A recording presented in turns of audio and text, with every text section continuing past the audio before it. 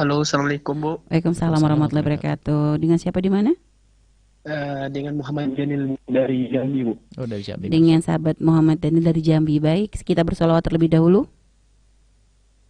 Ah, Kita bersolawat terlebih dahulu. Baca sholawat. Kita baca solawat.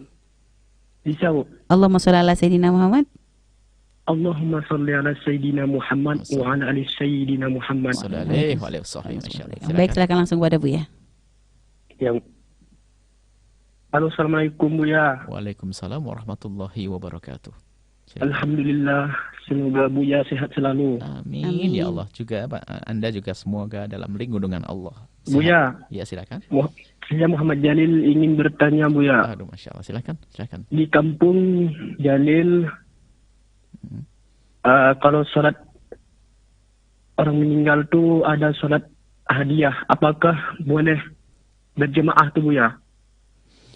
Baik, Secara berjemaah. baik. Baik, baik, baik. Salat hadiah Sudah mayat. cukup? Ya. Baik. Cukup Baik, cukup pertanyaannya? pertanyaannya. Kalau di kampung Jalil tuh ada orang meninggal, lalu ada sholat 2 rakaat Baik. berjemaah, secara berjemaah Bu ya. Baik, bisa dipahami. Baik. Baik. Cukup? Ada lagi? Cukup Bu. Baik, baik. Baik, terima kasih. Terima kasih Bu. Baik. Sama-sama. Masya Allah. Bismillah. Langsung Bu ya, jawab. Baik, di dalam masalah sholat hadiah, jadi tidak ada yang namanya sholat hadiah. Hadiah mayat Bu ya. Akan tetapi, jika ada orang melakukan sholat, kemudian kita niatkan pahalanya, namanya hadiahkan pahala. Itu adalah bab fikih seperti tahlil. Jadi ada pembahasan fikih besar di dalam madhab kita dan ulama kita, namanya ihda'us thawab, menghadiahkan pahala. Itu termasuk kayak tahlil. Tahlil itu artinya di situ maknanya dalam fikih menghadiahkan pahala. Membaca surat Al-Quran, Qul huwallahu ini, kemudian dalam doanya, ya Allah sampaikan pahalanya kepada. Ini bukan saja urusan tahlil, bisa jadi kita setelah khatam membaca Al-Quran dihadiahkan pahala, kita sedekah dihadiahkan pahalanya. Termasuk setelah kita melakukan sebuah sholat amalan sunnah, sah-sah saja kalau setelah ya Allah puji syukur kepadamu, aku telah bisa melakukan sholat duha 8 rakaat 22, maka aku hadiahkan pahalanya kepada, itu sah. Dan jumhur ulama ini namanya ihda'us thawab. Tapi kalau niat sholat hadiah tidak ada. Tapi boleh melakukan sholat sunnah kapan saja. Bukan, kalau di hadapan mayit namanya sholat jenazah. Sholat jenazah. Akan tapi jika ada orang melakukan sholat sunnah mutlakoh, sholat sunnah yang bebas kapan saja, kemudian setelah itu dihadiahkan untuk orang meninggal dunia, sah-sah saja.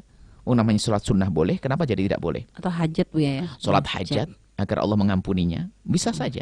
Atau sholat apa saja, 2 rakaat. Nah, ini pembahasan seperti itu. Tapi bukan nama sholat hadiah. Nah, pemberian nama sholat hadiah itu adalah mungkin untuk mempermudah ulama dulu pada orang awam ya. Mungkin seperti itu. Jadi kita jangan terlalu kaku. Artinya selagi masih dibawa kepada mengesahkan pendapat amalan ini, jangan sampai kita mengatakan langsung bid'ah, sesat dan sebagainya. Ya. Cuman kita arahkan kepada yang lebih bagus, bahwasanya sholat sunnah boleh dilakukan apa saja, kapan saja.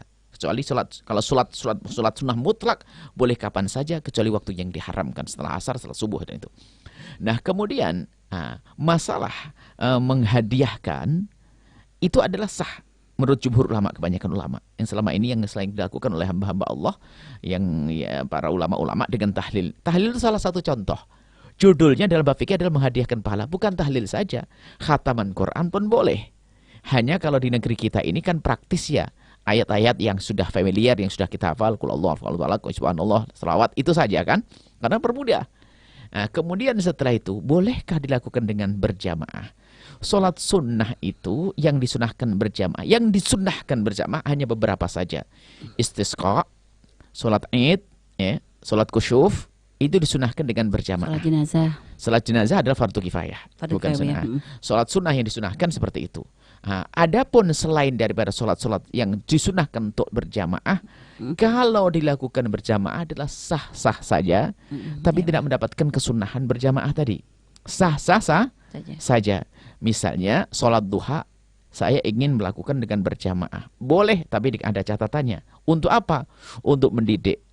Kalau tidak kita lakukan dengan berjamaah, pada nggak mau sholat. Jadi saya didik awal-awal, anak-anak saya semuanya sholat berjamaah, yuk duhaan. Boleh. Karena untuk mendidik, setelah nanti bisa mandiri sendiri-sendiri. Termasuk orang awam, mungkin orang awam adalah orang yang yang susah diajak ibadah juga, maka ayo kita sholat 2 rakaat berjamaah. Kemudian setelah itu apa? Kita niatkan semoga dengan sholat kita ini Allah mengkabul hajat kita. Ingat bahasanya, mengkabul hajat kita. Yang kedua, Allah mengampuni dosa-dosa ini yang meninggal dunia, ya sah-sah saja. Karena kita bertawasul dengan amal soleh. Dengan sholat 2 rakaat yang kita lakukan, semoga Allah mengampuninya. Itu sah. Atau pahalanya semuanya nyampe, itu juga sah. Seperti itu. Baik. Nah, ini jadi. Tapi jangan, mungkin kita sudah mulai lebih dengan bahasa fikih, bahasa yang fasih dalam urusan syariat adalah tidak dengan bahasa sholat hadiah lagi, adalah sholat yang kita hadiahkan, gitu, bukan sholat hadiah. Sholat Tapi hajat atau sholat ada orang apapun. mengatakan sholat hadiah, jangan terlalu kaku dan keras selalu kita katakan bid'ah, sesat dan sebagainya. Tidak. Biarkan itu kebaikan yang dilakukan kok. Bid'ah itu sangat terbatas, bid'ah itu sangat jelas kok. Hal-hal itu bukan dianggap bid'ah. Sholatnya ada kok, sholat sunnah. Tapi jangan sholat hadiah. Niat. Sholat diniatkan boleh, nanti setelah itu, setelah selesai sholat, ya Allah aku hadiahkan boleh. Atau kita bertawasul dengan amal soleh, ya Allah semoga dengan sholatku ini kau kabul hajatku, ampuni beliau, itu boleh.